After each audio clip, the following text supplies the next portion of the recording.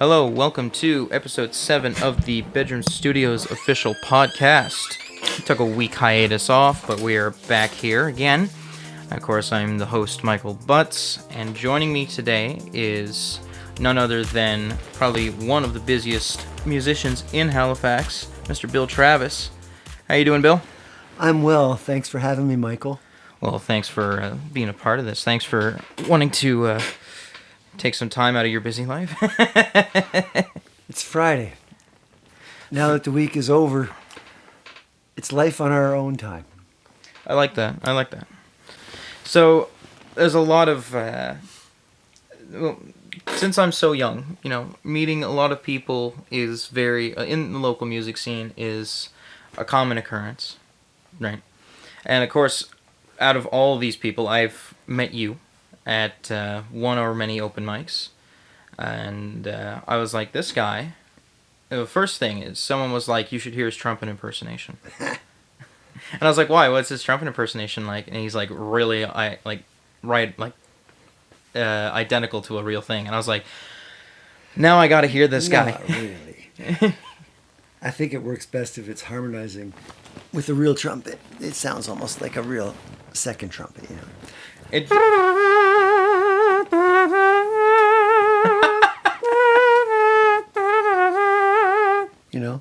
It works with the spaghetti western themes. fair enough. Now, I do like, I still find it almost bang on. It's definitely a lot of practice for to get where that is. And how long have you been like, all right, that's a good enough trumpet sound? I think it was just a way to warm up my lips before playing the reed instrument. Like I have a bass clarinet, and I play that. Usually on every album I've put out, there's a bass clarinet track or two. And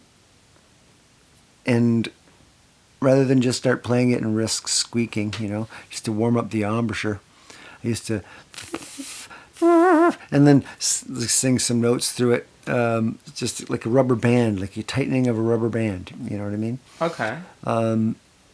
Just to warm up that seal, the embouchure that's called, so that you can actually play a reed instrument. I don't know. It would be the same for saxophone players, and probably even more so for bassoon players because there's two reeds.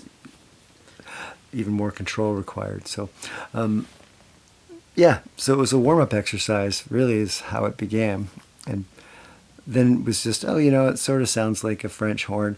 I'm going to use it next time I play that Bowie cover that has that Neil Young cover, like After the Gold Rush, with that euphonium or French horn solo that it has, and that was the first one I think I actually tried.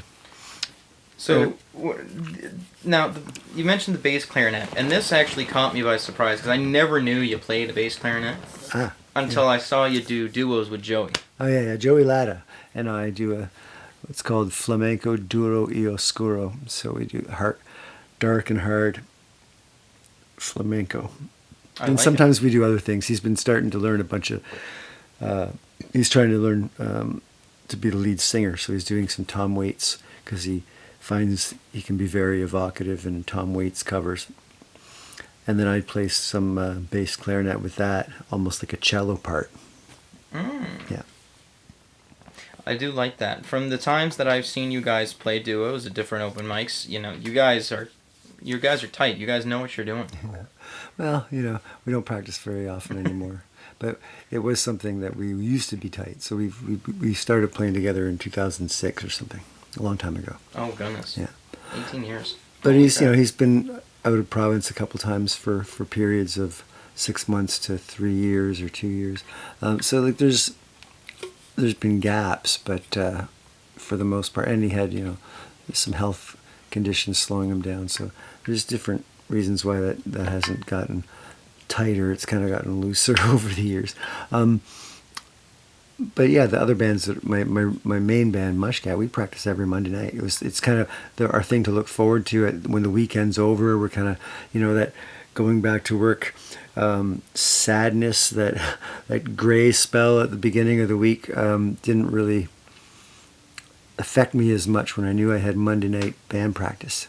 So I was always looking forward to band practice. That's the best night to schedule a band practice. I highly recommend this strategy. Everyone looks forward to Monday nights, and everybody gives it more when they're looking forward to something. I used to do Monday nights when I was in a band with Jesse Patrick, but now, due to Nick's diminishing availability with his PhD program, it's either Tuesdays or Wednesdays. That's the best we get out of him. Yeah.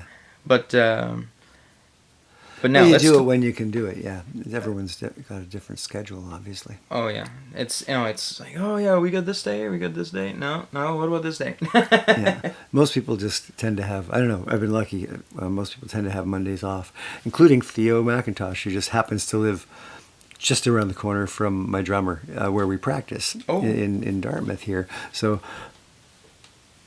it was just really convenient that was his usual night off. He's a professional musician, and that's his night where he doesn't usually work on Monday nights. So after supper, he just walks around the corner and joins us. Right down to the science. You guys have that. Yeah. So let's talk about Mushkat. Let's talk about this is the meat and potatoes. This is the hors d'oeuvres. It doesn't really put any meat and potatoes on the table. Right? But it's the meat and potatoes of Bill Travis. It is. So what is Mushkat? Yeah, I'm a fan of Mushkat. It's a name that people probably don't quite as easily forget as Bill Travis, or isn't he some country singer or something? Like, I don't know, Is it Billy Ray Travis? No. Is it Willie Travis? No, Bill Travis. So I just think I want something to identify myself as something completely different from being a country singer, because it's not really my thing. I am starting to play more like Travis Picking style, country-esque tunes, folk tunes, priney tunes. I think would be a better adjective. Lately, but never was in the past. I was mainly inspired by indie rock and punk rock and throw some Neil Young into the mix. So that's where the folk comes in, I think. Oh yeah, that's I hear that a lot from, and maybe a little bit of like early Bowie as well. Not. Oh yeah, some theatrical stuff like Peter Gabriel for sure. Yes. I was into early Genesis when I was in high school. So you got that good mix of like the calm and the mix of the weird, and then that's basically Mushkat. And then make it indie. Make it indie. Yeah. So the name itself, it's not derived from anything. It's just something people will be like, that. It was the last name of a landlord I had at one point. Oh. I had a couple of roommates and another one moving in, so there was going to be four of us at one point, living in this 3-bedroom small little place, and I was kind of living in the closet. It was just big enough for a bed up on what do you call it? Up on a shelf, kind of like a bunk room, And underneath I had a desk and a dresser. It was a pretty small space to be calling a bedroom, but I just hung out in the living area. But it was those guys, I think, that started calling me Mushkat, because I think they were just a little bit keen, wanting to get the money for rent and everything together, and before the end of the month. And I was okay, just I'll get it to you as soon as I can, my share or whatever. I think I was paying $100 for that little closet, $110 or something, really cheap. But I would always respond with like, "Oh, come on, what if he gets it like tomorrow on the 1st instead of on the 30th?" We're like, what's he going to do? He can't do anything. As long as you give it to him on the 1st, that's the law, right? Like, give it to him tomorrow morning. Who's afraid of the big bad Mushkat, I used to say, who's afraid of the big bad Mushkat? To try to loosen my roommates up. But I understand, they didn't want to get... They don't want to get a pat on the landlord's bad side, So that's where it all started. And so they started calling me Billy Mushkat. Yeah. Huh. Okay. That is not what I thought at all. I like the sound of it. It seems it was out of time and place. Like, I don't know anybody called Mushkat. It turns out I think it's a Middle Eastern name. Yeah. But I didn't know that at the time, because I'd never met the guy. He would send someone to pick up the check or pick up the rent on the 1st, or on the 31st, or whatever, the day before the 1st. Whenever there was times to like tag you on Facebook, and I'd like just quickly search up at Mushkat, I would get a list of Middle Eastern people, and I'm like, okay, so it's a Middle Eastern name. There you go. It's just like I'd get flooded and flooded trying to find Mushkat, just cycle through, be like, oh, there he is. I just like the name. It's the euphonious for me, like a Mushkat. It's mushy cat, and I'm a cat lover, you know. So even though it's not spelled with a C, it's just a word that I thought no one else is going to use this name as a band. You know, I'm not going to have to copyright it. I'm not going to have to fight anyone over this name. It's a unique name. It's kind of the same, you know, Leonard Skinner. Travis has been used. Yeah. you know the story of Leonard Skinner, right? They changed one letter in the dude's name. I think it was either the principal of the high school or it was the gym teacher of the high school, and everybody in the band hated him, so they called the band Leonard Skinner. But they changed one letter so the royalties wouldn't go to the gym teacher. Mm-hmm. I think that's what the story was. Leonard. But yeah, and they just made bangers. That's all they did, just because they didn't like this one teacher. But speaking about bangers, you only write those. Bangers. I don't know. It's been a while since I wrote a banger. Well, let's talk about these two albums that you just put out in the span of 3 months. Okay. Was it? Okay. No, so not like headbangers. Just like a banger is like, oh, that's. I'm listening to that a lot. That goes hard. Oh, you know? I see. Okay, just a good song. You mean? Very good song. Ear candy.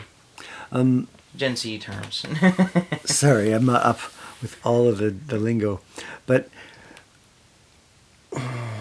I think I don't know what was the question. How do I come up with that many bangers? So, basically, it's what I'm trying to say is, you know, how the level of creativity that you have and the amount of songwriting skill that you have to develop 2 different records in a year.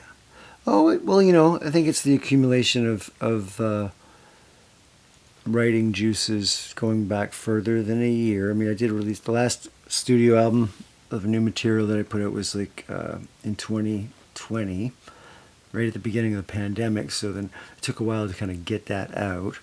And then there was more writing that was happening at that point that I needed to capture into recording, and I put out an EP with some just like a duo with Theo McIntosh, just like 6 or 7 songs of us just playing 2 guitars and live off the floor at Daryl Cameron's studio on Queen Street. But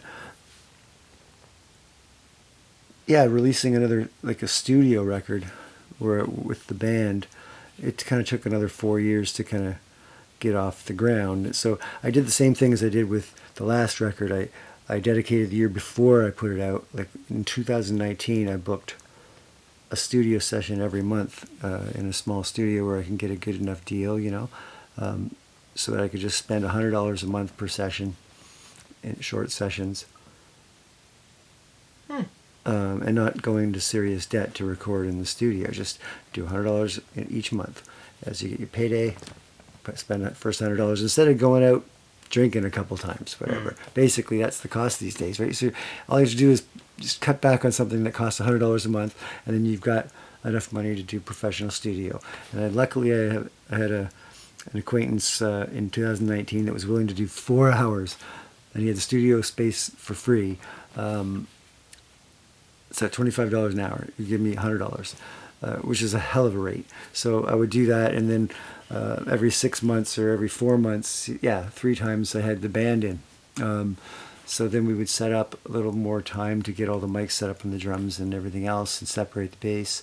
So that took a little longer. So we'd have like 6-hour sessions, those ones on those evenings, and be like $150, right? So still so cheap. And then this time in 2023, like last year, I would have the same plan, but I went to a different place. I went with Charles Austin on at Ocean Floor Studio on Allen Street, and it's kind of it's like a It's an outbuilding in the backyard behind the parking lot, behind the garage. So it's these studios that are hidden. We were talking about. Yes. You've been to another one that you didn't realize was a studio. You got to someone's domicile, and you had to go find the shed in the backyard and realize it's way bigger inside than it looks outside. So you said, where did you say it was? At Ocean Floor? Yeah, Ocean Floor is where I did the last one, and he gave me 3 hours for $100. So if you negotiate and if you know the guy, sometimes you can get a good deal. And that was just enough so I can just spend $100 a month, And then on the $200 sessions were like once every 4 months with the band to get all the mics set up and have enough material to go through to warrant having all that setup time. So they were 6-hour sessions, Not bad. But still, so $200, you're not going to get that anywhere else. Everything's like $50 or more, or someplace $75 an hour. It's really expensive. Oh, yeah. It's I mean, you're paying for the equipment, the space, but also the ears of that studio engineer, right? Mm-hmm. Who has years of experience often, or really better ears than I have. So after we play a little bit, I don't really hear as much in terms of the differentiating sounds. Everything's so loud. It kind of burns my ears out. The older I get too, my ears get burned out earlier and earlier in the jam, so I can't really tell. I think I'm just hitting notes in tune for muscle memory rather than being able to respond to the sound waves themselves, Fair enough. So the first album let me just grab it real quick. Where is it? I have a bunch of. The last album. There we go. Oh, the first album this year. Yes, the first album this year. People I are also calling have it the Still blue, Life Lessons. the blue album, and they're calling it, or what do you call it, the signature, the Mushkat signature album. I also have Still Life album. Lessons. So Still Life Lessons was the one from 2020. Yeah, that was the first one I did in the studio in a long time. I've been doing a lot of home recordings prior. So I had, I think Daryl and I talked about this. When Daryl was on the podcast, we were talking about, I don't know what you call them, cliff notes or, just all the credits on the back. Oh, the liner notes. Liner notes, yeah. We were talking about, why do we never see them digitally, but we'll always see liner notes physically? Why can't the liner notes... Aren't they on my Bandcamp? I thought I do have them. They weren't on Apple Music. I'll tell you that one. They weren't on Apple? No, but, I have the album digitally. Well, no, just the credits, who did what is on Apple, I think. Or I keyed it in anyway when you release things on DistroKid, they send it to Apple and all those places for you. Yeah, sometimes Apple or Spotify will butcher your credits for you. But it's not. Yeah, I don't think I've bothered to go through. I've put lyrics up. I've put credits of who played what instrument and who engineered the recording process, the mixing process, the mastering process. But that's usually the only credits I put up, and the songwriter. But I don't usually put. No features. Any notes, real features. Notes about how we set the room up or how how we did the mastering process. It's really interesting on the Blue album. Is that what we're calling it, the Blue album, or whatever you want to call it, the signature album? Oh, I just called it Mushkat. The Mushkat, Mushkat self-titled is what it was released as, but people kind of, I don't know, I've heard it referred to as the Blue album. But that's like the Weezer album. Yeah, the blue, or every band has a colored album. Primus the brown album. Right, Weezer had absolutely. the blue. Did they have also a green album? Yes, they did. Metallica had their black album. Yeah. Beatles had their white album. Everyone's got a color album, and it's I've always noticed it's either the start or the middle of the career. It's when they'll always bring out the color album. I'm just thinking, man, do I put out a color album eventually? Maybe this is the middle of my career, and hopefully not the end. Yeah.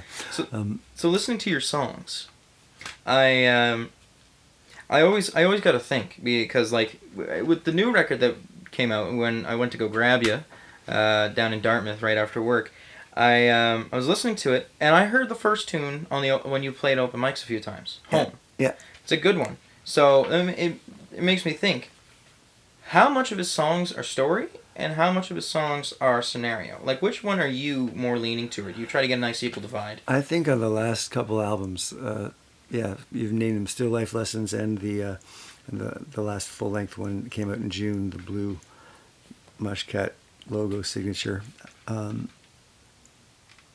album.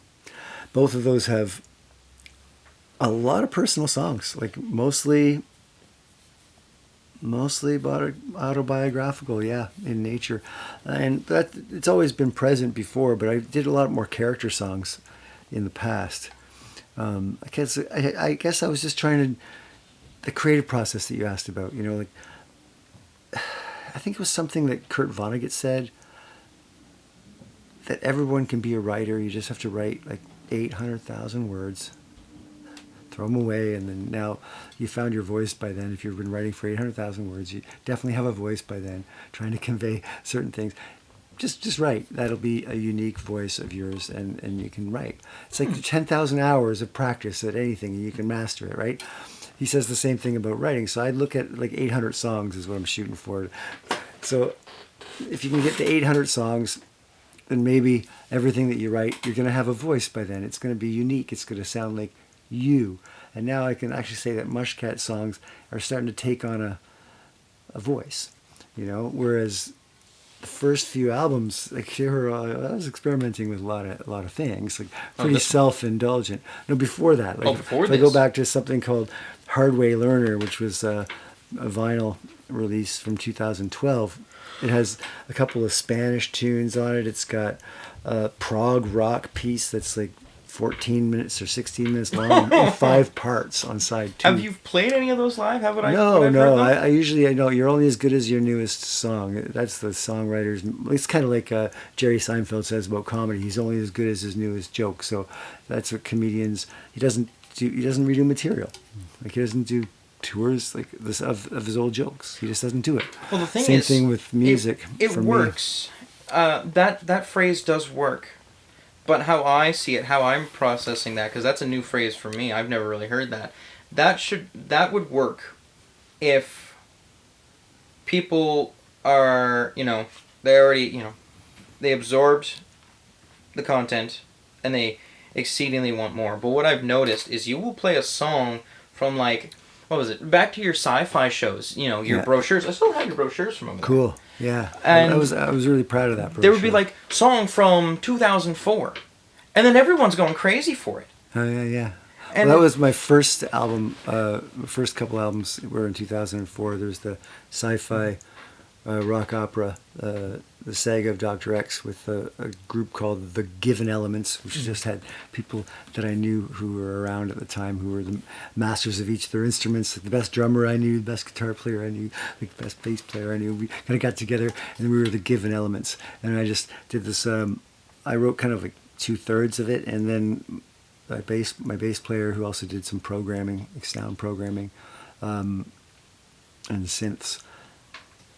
He kind of wrote the rest of it, so it was a half an hour long thing, and the version that we do now, like that sci-fi show, was less than 15 minutes. It was about half the material from that.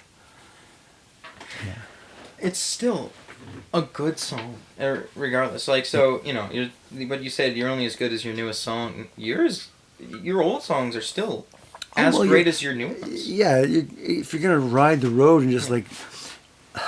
I channel songwriting. I don't consciously do it. Like some people that can like just tell stories from their life because this is I want to write a song about my grandma or whatever. I can't do that. I've tried sitting down. I have too much respect for my grandmother to try to trust myself to that. I would have to get inspired to write. I have to have this reason to write a line that I cannot miss writing down. Like when I'm washing the dishes, I'll have at least 3 or 4 songs I get started, and at least one of them is really good. So I run to the back room and I grab my Zoom audio recorder, just try to sing the idea before I lose it, and then try to find a couple chords that I can just strum and just to get it down, so I don't forget. But that's like how most good songs get written. I think my favorite songwriter in the whole world is Robert Pollard. He has a project called Guided by Voices out of Dayton, Ohio, and he has much. Oh man, I think I'd be underestimating if I said 200 separate 12-inch vinyl albums that he's released in his career. He's like one of the most prolific songwriters ever. Oh my goodness! And he sits on the toilet. He says, writes 5 songs. By the time he's finished taking a shit, and 3 of them are good. That's how he puts it. But I do it washing the dishes. It's just like something you're doing in your other brain, like subconscious. You don't have to think about it too much. And then I start whistling a song, like, whistle while you work. And then singing a song. It's like, what the fuck is this? Whose song is this that I'm singing? Did I just make that up? Holy shit! Stop! I need to get this down. So there's at least one of those during a dishwashing session, a full, kitchen worth of dishes. Definitely gonna write songs. There's times that the last projects that I've done, Sweater Weather 1, 2, and 3, I kid you not, I was at work and I just thought of them. Or Yeah, I'd it's be out happened to in me public too. and I just Yeah. think of them. Especially if I'm doing kind of like repetitive work at work. When I was doing a lot of spreadsheets and getting a bunch of data together, is kind of mindless, just copy and pasting and making things line up and then adding them with, it's all added for you and just moving the numbers to the right columns. That kind of brain dead, I don't know, activity for me, repetitive activity. It's just like washing dishes. I used to feel like very creative in times like that. More active jobs, it's harder. Like, yeah, when you're fully engaged in something, it's like what I do now, it's a lot harder. Oh yeah, mine to be creative. Mine is basically a lot of blue collar work, so I'd be a lot of moving, lifting, all that stuff. Anything repetitive is perfect. So as soon as I would be doing the heavy lifting and all that stuff, or walking around and all that, and I'd just be like, you know what? Lyrics. Where's the weirdest spot you've written a song? It's restaurant napkins and did I ever put? I think I tried to write one on my hand at one point, but that was a bad idea because I sweat and I lost it. No, not like body part. I mean, like in a area. In a space. In a space. Where's the weirdest one? Airplane. I've written songs on airplanes. I've in like waiting rooms.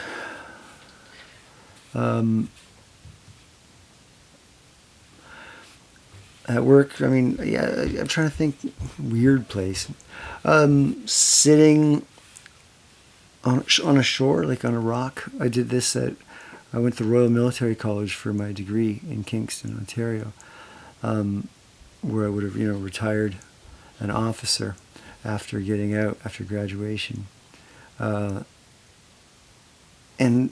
right on Lake Ontario, where it meets the St. Lawrence River and the Thousand Islands began. It's just a really nice view. Right on the rocks on the water. So I've done that here too in Point Pleasant Park. We were talking about Point Pleasant. That's a place you should take a guitar and walk down and enjoy the view from there, especially if it's not a foggy night. If it's a clear night, you can see all the way across the Northwest Arm from the dingle to the open water. And on the other side, you can see the islands, McNabbs and Georges, and just go right to the tip of Point Pleasant and sit out on the rocks and bring some, because you'll be inspired. You can't help but be inspired out there to at least write like a stanza or two about how your mind is responding to, I don't know, the majesty of creation, if you want to put it that way, if you believe, but just how wild this planet is that we're living on, like the spectacular geography that we're surrounded by. You want to know the weirdest spot I wrote a song? Where's that? During the first year of Rock the Harbor at Downey Landing, during the festival itself. Mm-hmm. Well, hey, if you're inspired by music, I've done songs at Standfest. You've written a song at Standfest. Oh yeah, around the campfires when you're jamming with people after seeing a day of music. Of course, that's the best time. And often it's a co-write at that point because you're jamming with someone and you both starting to add things as you're going around the campfire. No, I just found it weird because I was listening to live music and then I was just like, start writing. I was like, oh, I look so disrespectful right now. I'm on my phone while they're playing these big bands. But no, it was the song turned out great. Everyone loved it, and I just find I don't know. I've yet to be at Point Pleasant Park. I've yet to be that south of Halifax. But I need to go out one time, and I just need to see. It's just the end of the road. It's not far. Like you just go to the bottom of Tower or South Park Street, take a left, and park in the parking lot at the end of the road. I'll have to do that one. I really will have to do that one time. And you don't have to walk long if you take the car to the end of the parking lot. Like you're practically there's the beach there. You can walk down the beach, I think it's even safe to swim in the Halifax Harbor again since they cleaned the water. I think it's When did they clean the water? well they put in the tertiary system or the 4-level system on this, on the sewage treatment plant or whatever, about 15 years ago, 15 or 10 years ago. But they've tested the water since, and it's like a fraction, like a less than 10% of what used to be in that water is left. So it's much safer Well, that's to promising. actually go in the water. That's very promising. Yeah. I'll have to. I don't know. It's just nice looking scenery doesn't trigger a song for me. It's literally just, am I in a mood? Yeah. Am I in a bad mood? Sure. Well, no, you got to be. What is it that Picasso said? He said he believes in inspiration, and inspiration will visit, but she has to find you working. So you have to be open, you have to be ready, you have to be practiced so that you can manipulate your instrument in such a way to capture what you're hearing, like this inspiration.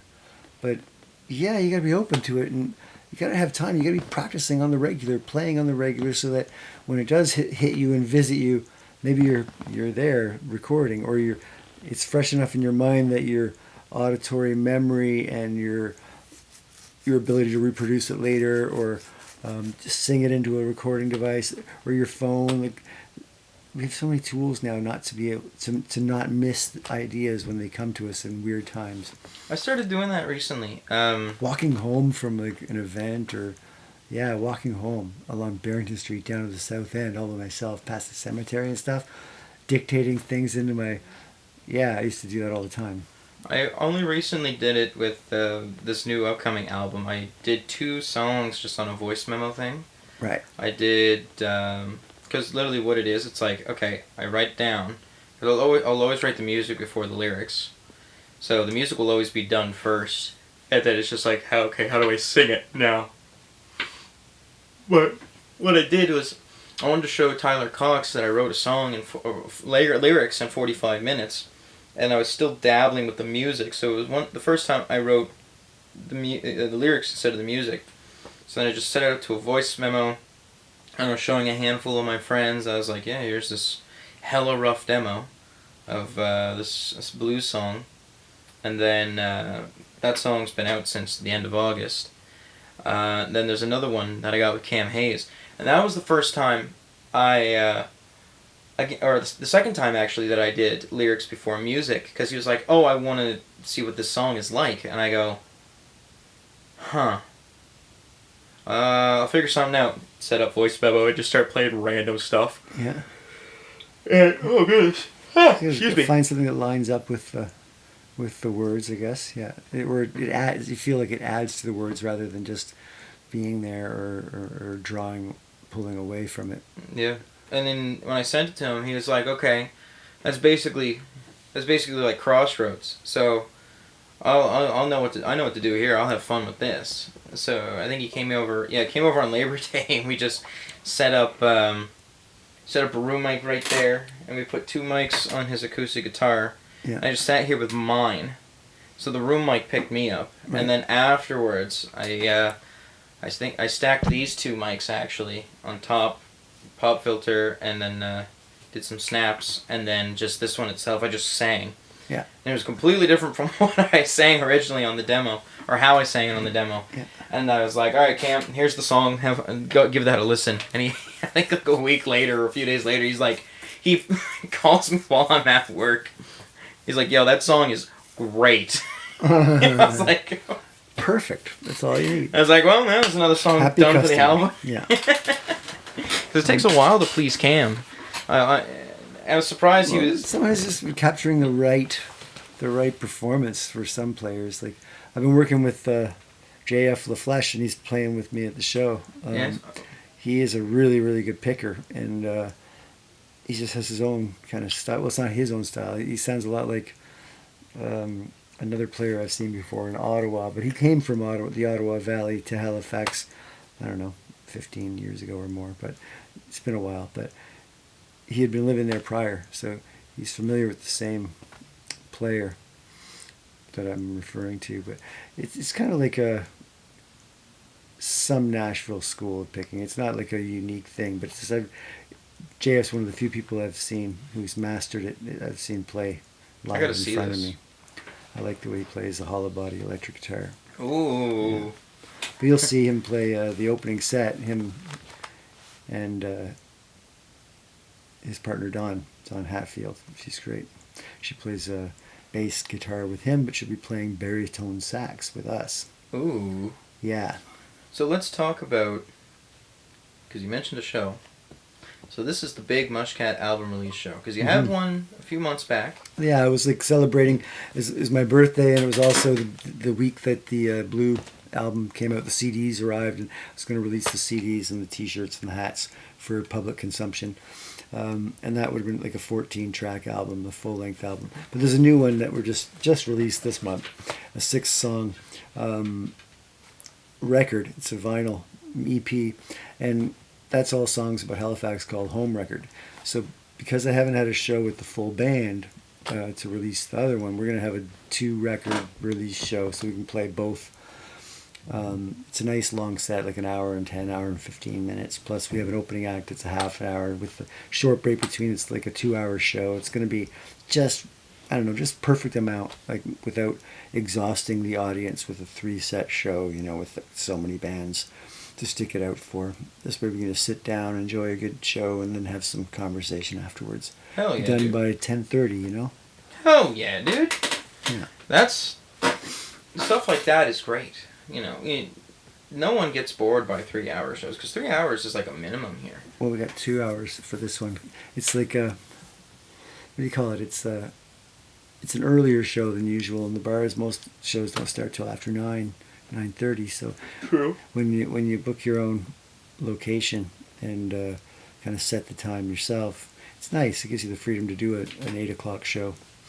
I do like the 8 o'clock shows. Yeah. Because I've got relatives and friends who live in the valley. It's an hour drive, so nice to be able to invite them in and know they can get home safe before midnight. Yeah, they can go home on Saturday. Yeah. Yes, exactly. Not Sunday morning. Yeah. That's another thing Tyler Cox is trying to do. He wants to put the loose cannon down to 8 to 11 now. Oh, see, that'd be nice. I might go to there a little more often. It's just that It is too late. They're open mic. You mean on Tuesdays? Yeah. Yeah, it starts at 9, and with him opening the show, and there's Ends at midnight.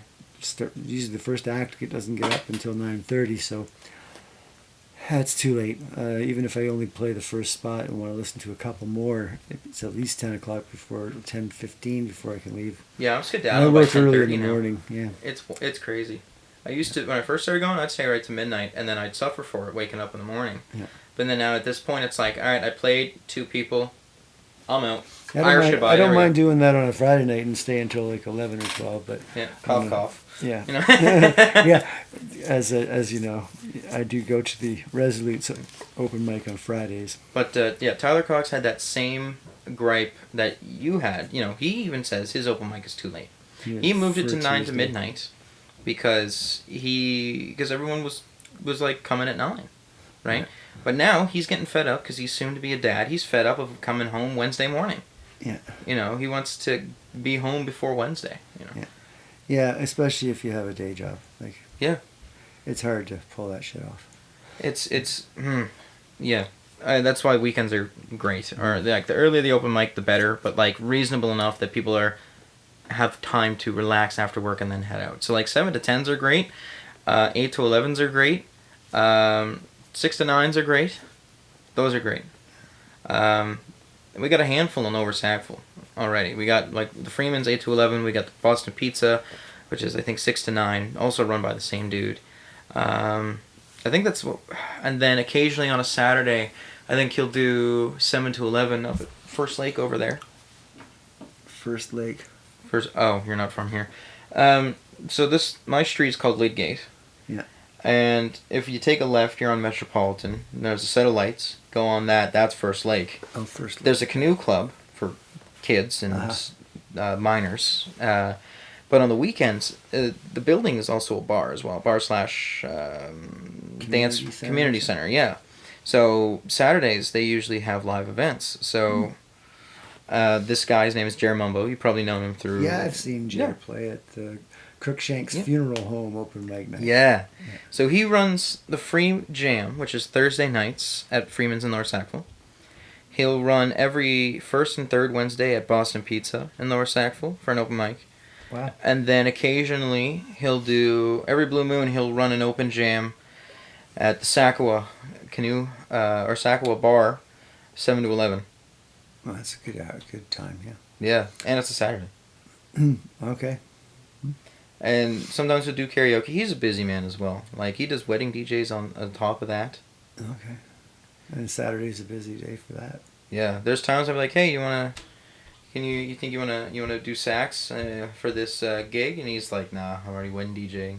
I'm like, yeah, whatever pays the bills, you know. Yeah, but it's always good to see people super busy and getting a bunch of stuff done.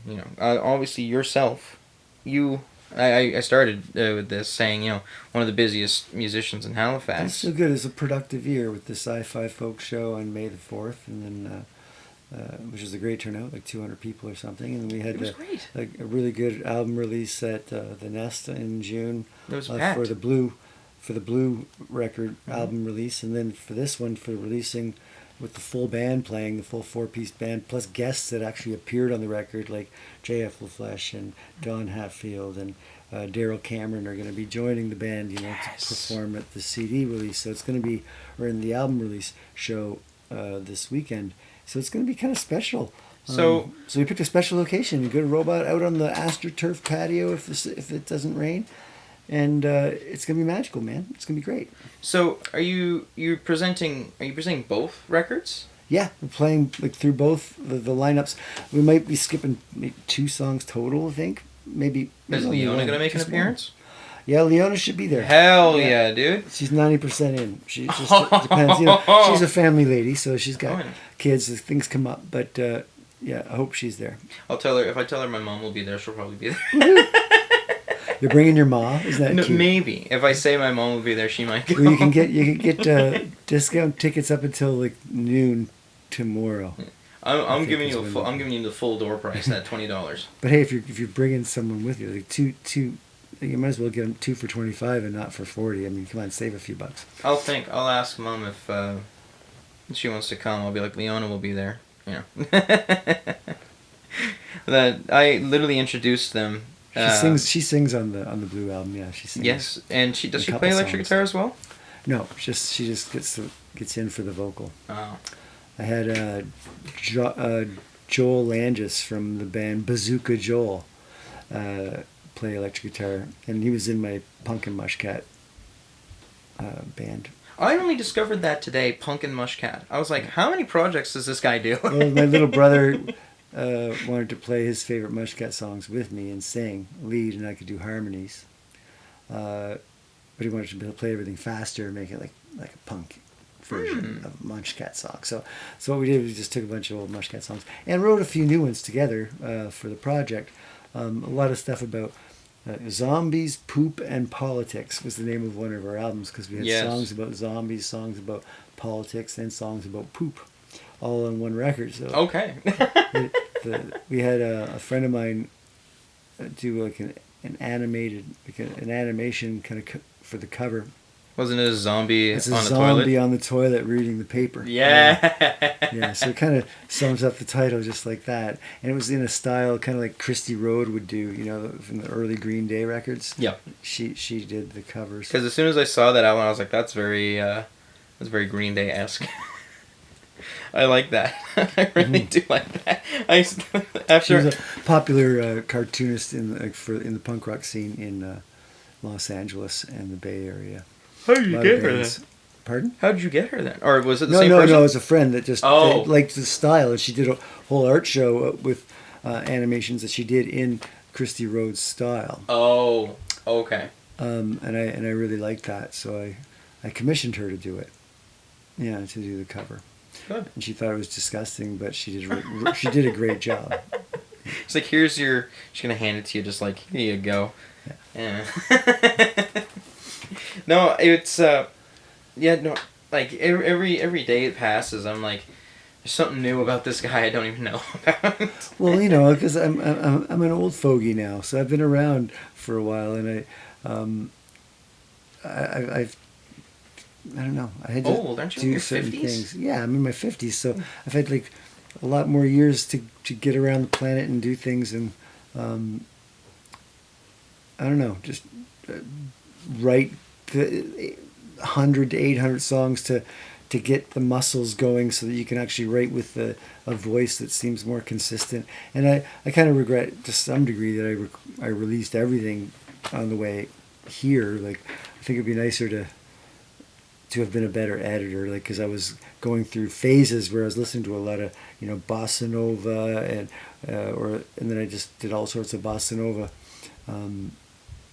music, and then other phases where I was doing more like prog, and other phases where I was doing like Spanish stuff, just learning that styles of flamenco with Joey. And then so an album would be so disjointed, it didn't really have a sound. Like, what mood do you have to be in to listen to an album that's all over the place? It doesn't suit a particular mood, right? So I rarely ever listen back to those records. So I learned the hard way that, yeah, it's nice to just get them all out, write as many things as possible, do it with other projects. Like, you've got different names, like you've got the jazz enthusiast, and you've got the jamming through the night, and you've got other projects on the go, so that there's a song that comes out, and maybe you don't want to call it your signature Mushkat, whatever, and you just put it under something else, like Pumpkin Mushkat, or Duro y Oscuro, or get them out, just get it all out so that you can actually get to the point where you're writing consistent songs eventually, and still have them pure, based on untainted, direct from the source of inspiration. Try to get it down as quickly as possible when you do need to write a song. It's great to get those early versions recorded, because it's easy to lose sight of where it came from through reworking when you're making new lyrics and whatever, to the point where you're happy with it. But if you don't have that original source to go back to, you might be losing some of the energy that came with it, the magic. Yeah. There's times, like, I'll write something out and I'll think in my head, like, I'll even, like, tap my foot to the tempo and be like, yeah, that works. And then when it comes to recording the lyrics, when the music's all done, it's like, wait, this doesn't make sense anymore. Frig, I gotta, like, shorten some syllables out, or I gotta add some syllables here. Oh, goodness. But you know what I really like about John Prine, for example, is the fact that he doesn't matter if it goes over like one beat over the line to make it less iambic. It actually makes it more signature his. It makes it unique. If you're going to play that and add that beat to a line and then start over again, so like you've got this, I don't know, less than perfectly set to a single time signature. You get an extra beat thrown in every 4 bars or something. Just makes it unique. Like, you have to be playing that John Prine song to bother doing that. So you hear someone just pick up a guitar and start playing these chords, and then adding that beat before they start the sequence again. It's a John Prine song they're playing, because it's a signature kind of thing. I have a friend who does that as well, but he's more like old cowboy country. Yeah. My friend Chaska actually had him on this back when I was in New Brunswick in August. He's a big fan of the old, like, he's got a bunch of records of that old stuff, right? That old cowboy stuff. Real big Waylon fan. Okay. And Waylon introduced two-step into country. How did he? So there's a lot of, like, just random two. Like, best way to look at his songs is just treat them like 2/4 instead of 4/4. Yeah, well, I guess there's really only two time signatures. There's 2 and 3, right? So basically, 2/4 was basically like the march music, because you had 2 feet. Yeah. That's basically like the origins of two-step, which was like the army chants. Cause you would just go into, but then introducing 2. I don't know what I've been told. Yeah. Yeah. Yeah. And then he would, probably one of the biggest songs that he's got which is noticeable for the two-step, would probably be Bob Wills is Still the King.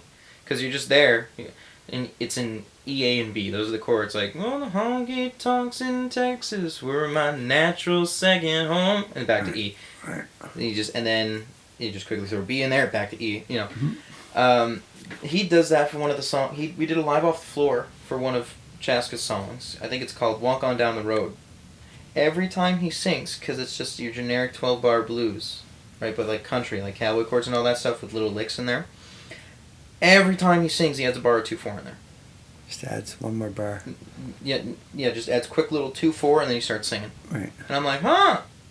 What is that? Well, just make sure the listener's ready to hear you. Also, I don't know, it also gives us this one additional layer of authenticity to it. Like, he didn't try to squeeze it into a box by putting it within the pentameter or whatever, like, you know, or the 4/4 and have it to fit just the perfect length and shorten a word if you had to. He just doing it the way that he would say it, so the words sound like, I don't know, I believe every word he's saying or she's saying. It's more like we would finish an idea if we were talking in sentences in a conversation like we are now. It doesn't always end with the same length of line, right? So it just, I don't know, I tend to believe it's just one of those tricks you can use as a songwriter to sound more off the top of your head and in the moment, and just conveying something that's actually coming to you that you mean. It's your own thought, not just constructing a line out of words that rhyme, you know, like some poets sound like it's really contrived in their delivery.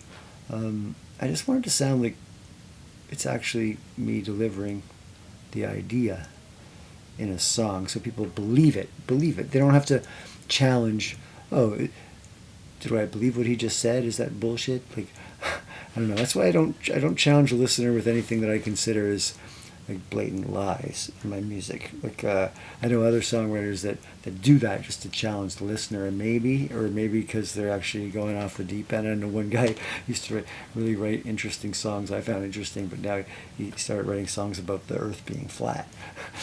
Oh, hey now. And that kind of got me worried, but you know, maybe he's just trying to challenge his listener.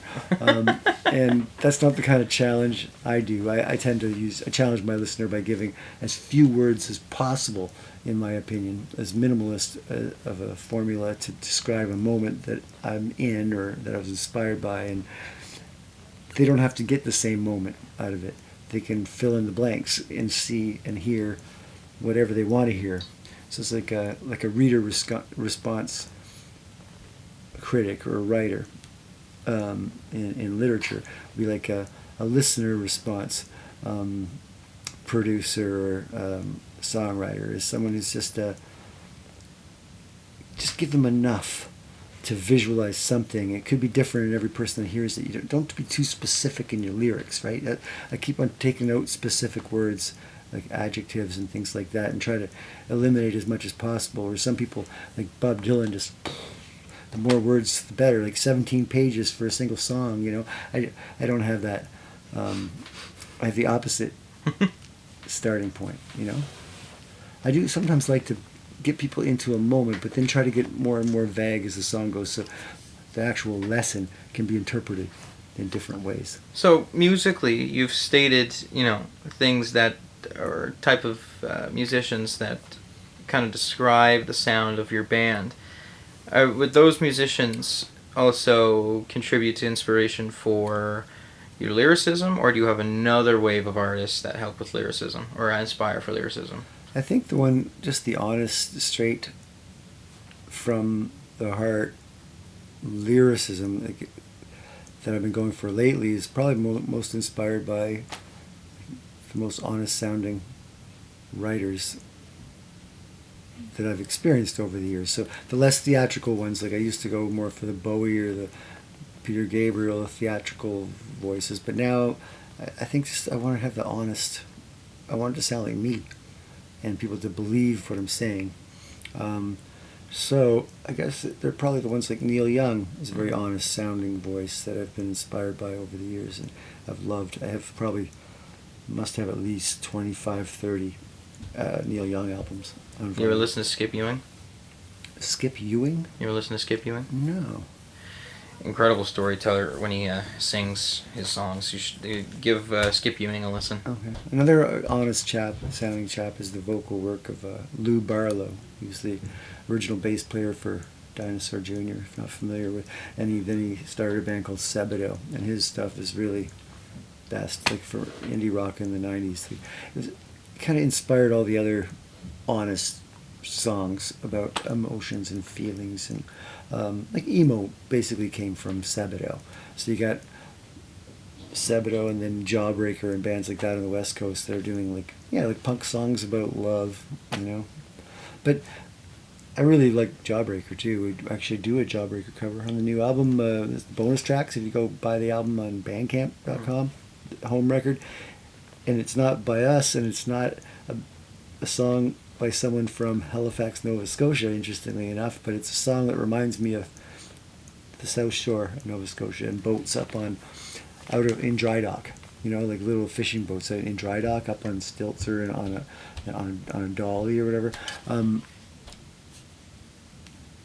Because it's a song called "The Boat Dreams from the Hill," and it's by Jawbreaker, and they're from Bay Area, Oakland, California, right? So just across the bay from San Francisco, and they had a song, and it was about this boat up that was never going to go to sea, anchored to some fixer-upper's dream, and just sold at an auction and on a dolly ever since. He doesn't get to be a boat. It's like, I want to be a boat. I want to learn to swim. So I used to use this song as an example of personification. As an English teacher, just teach people the metaphor and turning, giving inanimate objects human qualities, right? So that's the only song on the bonus tracks that you can get through I guess 10 tracks in all if you get the whole thing on Bandcamp, instead of the 5 tracks that are on other streaming services and the 6 tracks that are on the vinyl. So there's 1 bonus track on the vinyl, and then 5 bonus tracks for Bandcamp. Yeah, 5 total on. It's the band version of Home, the outro with same version as it starts with the pick and guitar. The JF Lafeche was an additional bridge in a different key because it goes up a key. So we do the bridge again, but instead of saying "everywhere I've lived," I sing "everywhere I've been." So it's a lot longer bridge because I go through other countries that I've been to that I haven't lived in, so it's a longer list. And then it's kind of like "I've Been Everywhere" by Johnny Cash, that kind of idea. It's like places that I've called home. A song called "Home," and it's basically about just being geographically or globally unstuck and not really knowing where to call home. And we all need a home to kind of ground us and just to be able to answer the question, where are you from? Something as basic as that. So that's where I start the record. But the other songs are all about places in Halifax, like the tallest tree on Tobin Street, and circling the perimeter of Halifax, listing all the streets you would take to go around the whole peninsula on foot or on a bike or whatever. And then there's a song called "Sleeping with an Elephant," talking about how the city's changing and how things in North America are changing. It's a song about change, but it mentions a lot of streets and locations in Halifax in the lyrics. And the next song is about a UFO sighting that happened on the St. Margaret's Bay Road, and it's been I've heard from more than one side, different people who saw it that same night. Oh, unidentified? Yeah, lights in the sky type thing. I don't believe I've never seen anything like that myself, but I believe these people that they are not lying. They totally believe what they saw, and there's a lot of these stories. So who am I to say? I mean, if I would have a similar experience, I'd probably be just as adamant that there's no way that it could have been man-made. But I just find it interesting, so I wrote a song about that. The conversation I had with someone telling me the story, so from my own perspective. So it's not a character song because it's me telling something I actually heard, went through, or feel. It's a lot of introspective stuff, about where you live and what it means to be at home. So then in the midst of all this, I also did a sci-fi song as a bonus track called When I Became Magnetic. As I become a superhero that attracts metal objects. After getting like struck by lightning, which never happened. So that's fiction. So there's one example of sometimes I can do character songs about some character that something happened to, but it's all set in Halifax too. You know, like it happened walking across the McDonald Bridge and getting an inductive charge from getting the bridge getting struck and then coming up through my shoes or whatever, you know, that kind of charge instead of directly hit. So I got magnetic superpowers. So that's one of the bonus tracks. And this other one, I just decided to throw in this Jawbreaker cover. And it was later, after I recorded it, and I decided to put it on as a bonus track, that I found out that Blake Schwarzenbach from Jawbreaker spent his summers in New Germany, Nova Scotia. Really? As a kid. Yeah. Oh. His dad has a farm out there still to this day. You can go to Schwarzenbach farm outside of New Germany. And he actually considered moving up here for good, and then his band started taking off and stayed down there. Oh, wow. Yeah. So it's kind of interesting that it ended up on my Songs About Home and Songs About Halifax, Nova Scotia album. Not on the actual pressings, but you know, on the bonus tracks that are downloadable if you download the whole album. You have to buy the whole album. Track by track, yeah, it doesn't show up on any streaming services. Only on Bandcamp. That means people need to buy the Bandcamp album. Yes, I like having surprises. Every one of my albums has at least 2 or 3 bonus tracks for people who buy the whole download the whole album. I'm definitely gonna start doing. I'm definitely gonna be doing that for next Blues album. I'm gonna have some bonus tracks in there. Yeah. Okay, we'll give them something bonus. Like even if it's like extra pictures of the band they get, or you know, that they don't get with downloading the individual tracks. Oh no, trust me, there'll be that too. There's always that. With I don't have any copies anymore because all of them sold. But the Sweater Weather. Yeah, Sweater Weather 2. I did. I was hoping to get one of those. No, they're all. You've already got my Still Life lessons. That's the only one I have in my pocket. I meant to bring one of the Still Life EPs lessons with the Rainy Day record. Which is kind of some of the songs that ended up on the Blue record, like "Wasted on the Young" and "Sleeping with an Elephant" from the new vinyl, the home record. But what else is on there? "To Thyself Be Kind" and the song "Still Life" and "Smoke Alarms." All these picking songs, "Like a Leaf." They're all on this home Rainy Day record with just Theo and me, that I put out a couple of years ago, that I recorded at Daryl's place. So that's another one I had a CD from, and I was going to give that to you, but I totally forgot to put one in my pocket.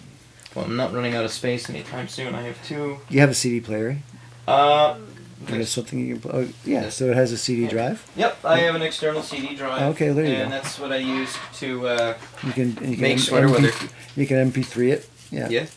It's a writer too, so you made your own copies? Yeah.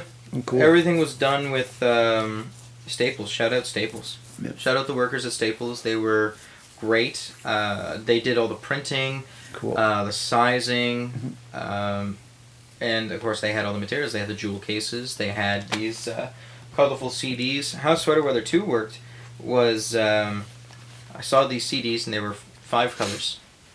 And I was like, I'm going to do that. And they have a little spot to write on them. And I'll just write Sweater Weather 2, Make Time. That's what the record is called. And I just was like, I just shuffled my cards. I was like, all right, I don't know what color you're getting. Here you go. Whenever someone bought it. And the front cover was actually a booklet. It had the lyrics to each song, it had the meaning behind each song, and it had a thank you for whoever listened to the first song early. Yeah. Because I sent it out to maybe 2 handfuls of people. Cool. And I was like, listen to that. What do you think? Yeah, give me your feedback. Yeah. Record yourself on a TikTok listening to it and a smile on your face as you're hearing parts. Then I have one extra copy of the back, which was just the songs, a little paragraph about it, and just the copyright. Yeah. But then, I made the first 10. I was like, I'm only going to make 10. Hey guys, I'm making 10 physical copies. A week before release. Yeah. Gone. They're gone. They're all spoken for. Cool. So when it comes out, because it was a digital and physical release on the same day, Yeah. I think it was November 9th or November 10th. I don't remember which day was a Friday. But I had friends going, hey, you got another copy? I'm like, bro, they're all gone. Yeah. So I had to make 5 more. Yeah. Shout out Staples for doing another 5. And they were all gone after that. No, that's nice to give a small edition like that. Because to get them printed professionally, you have to make at least 100 or 200 copies. And you know what? There's not that many people buying CDs anymore. I mean, they might buy it as a souvenir, and a small group of friends sell 15 or 20, easy. But selling 100 sometimes these days, even at shows like when you're playing on the regular, not too many people have CD players anymore. Some people still have them in their car if they have an old CD player in their car. You know what they do have in their cars though? USBs. And here's a cool thing that Maurice O'Coin showed a bunch of the friends. So he showed Tony Trimper this, and he showed me this. It's a business card. Oh yeah, you flick out the USB. Yeah. You just go. It doesn't damage the card or anything. It looks like it perfectly molds right in, and you can't really see where the markings are. Yeah, it's just a flip open, flip top. And it works perfectly. Yeah, and then you can plug, as long as everyone has the same kind of.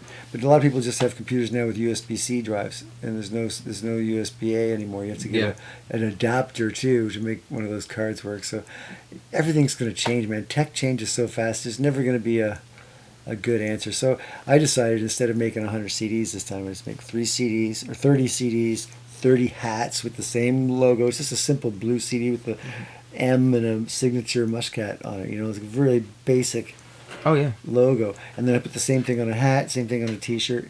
And anybody who buys the shirt or the hat, they get the digital download of the album. Anybody who buys the CD gets the digital download of the album as well. So they don't even have to burn it. You don't need a CD drive for that. They just have the, if they want to have something else, other than the download, then they can get a hat, a CD, or a shirt. So give them options and let them pick what are they willing to spend, $20 on. It doesn't have to be a CD anymore. Yeah. I do like this though. When I first got it, you said I only made 30. So which number did you get? And I go, 7. Number 7 out of 30. And everything's hand numbered. I think that's the value of doing something yourself. I mean, not. I do like the matte / gloss finish on the CD. I just had Reg do those that put it on CD. I'm definitely gonna get him for Sweater Weather 3. That was a basic copy. I didn't really do much. Well, it does have 4 pages if you think, 'cause it opens up, so it has the lyrics on the inside. Or no, it has band credits. Is any lyrics? There's no lyrics. It's credits. So where do you got? You got an ocean floor, some ocean floor pictures. You got a Beerley's picture. You got this picture of looks like some World War II propaganda. A song about one of the songs on the record. It's called Three on a Match. It's an expression. Third light gets the bullet. It's from the Crimean War or something. I thought it's something that I learned when I was in the military on exercise. When people passing a match around to light cigarettes, you want to get your own match. You don't want to be the third one lighting off the same match, because it lights up once, as someone inhales, and then your enemy from a distance, who's a sniper, maybe from 100 yards away, that just alerts them that there's someone there. The second person that draws out that same match and it lights up even brighter, the person gives the enemy enough time to aim their weapon at you in the trenches, and then the third person that pulls out, they're the ones that get hit. They fire, So third light gets the bullet. And that was, I think, an image I saw somewhere in a newspaper that said, I think it was an old newspaper from the era that said you thought this was from the Crimean War or from the First World War, trench warfare, but it's actually just by somebody who sells a lot of matches wanting to sell more matches. It was just it was a corporate slogan. It was from a commercial, like Eddie Match or something. I don't know. I don't think Kruger Matches. One of the Match King or something, wanting to sell more matches, made up that expression to get people to use more matches. Instead of sharing a match, lighting a bunch of cigarettes, I'll use my own, thank you. Programming people to use more matches. But I don't know. It made me question that old adage, but it's hard to I don't know. Hard to really know from not having been alive 100 plus 120 years ago. You know.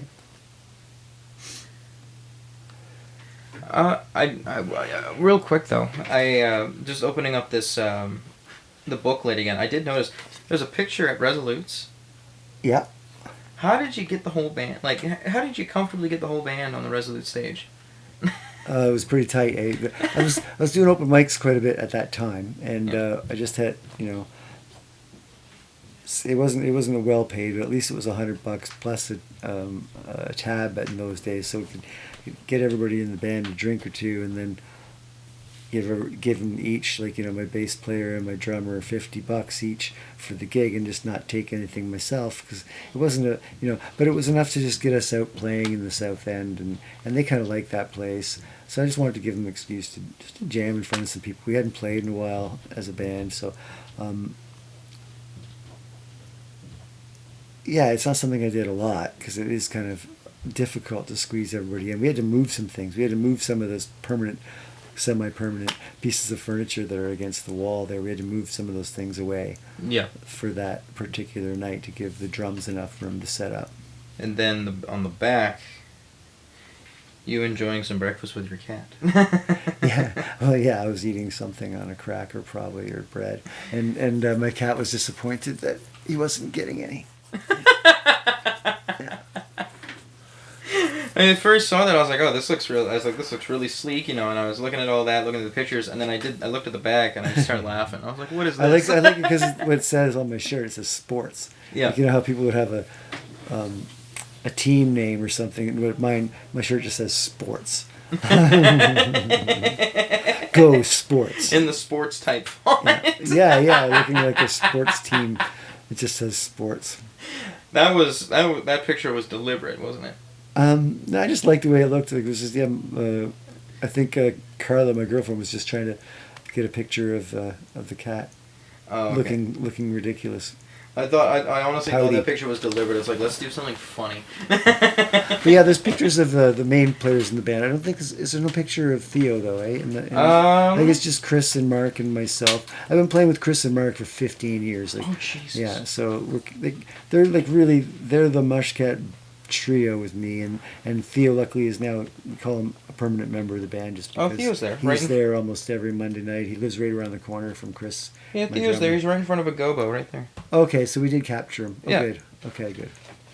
So gobos are like. Well, that's from in the studio. Yeah. From at Ocean Floor. You got a few ocean floors. You got Chris Brown and Mark Merriman up against some gobos in the same room together. You're with, what's the guys from Ocean Floor's name? That's Charles. Charles. Yeah. You're with Charles in the main area. Oh wait, let me see it again. Yeah. Which one? Let me see if this is with Charles or with. No, actually, that's with Charles's partner in crime at the studio, Frank Lopez. And he did one of the sessions that with the band. He engineered for, like, it was June 2023, and he also did the mastering for vinyl of the new EP. Really? Yeah. So, I noticed with this one, I was listening to it, and of course I've heard you do Unidentified so many times. I heard you do Home so many times. Cool. I was like, this is a story. This is a life story album. Yeah, like I said, And a the lot first of them song were just inspired by stories and, I don't know, walking around Halifax. Now, the first song I can kind of relate to, or my father would relate to it, because he was a military kid Was as he well. a bass brat? Yeah. I wasn't a bass. Did he move around a lot? Yeah, he told me sometime. He's originally from Ontario. Okay. Right. That's where he was born. But he's told me stories about being in France. Okay. Yeah, 'Cause of that. we lived in Germany. Yeah. You were everywhere. Nova Scotia, Germany, Ontario, and a lot more spots. Some Cold Lake and Goose Bay, and some Asian countries. Well, that was my own moving around. Oh, that was your own. See, when you grow up moving around every few years, that's what home's about. It's like then as soon as you're able to settle down and stay in one place, you're so used to moving that you just keep doing it. So I moved every year after I got out of college. Like, I moved every 12 months. Like, I moved from from Kingston to Halifax for a year, then back to Kingston, then to Ulsan, Korea, and Daejeon, Korea, and then Thailand for a year, and then Bolivia for a year, northern Saskatchewan for 6 months, and then backpacked for 4 or 5 months in Central America. Just kept moving, and then finally, after it was actually right before 9/11 in 2001, I stopped moving. So after 6 years of bouncing around the planet after grad, I just said I felt geographically unstuck. I needed somewhere to call home, so I went back to where my parents grew up, and basically an hour from where I was born, and I've been in Halifax since 2001. So it was just like a month before 9/11 happened. And then the world kind of changed, and people weren't comfortable taking flights for a while, and heavier security. So just everything changed. So I just ceased being jet set. I was just more attached to the place I lived.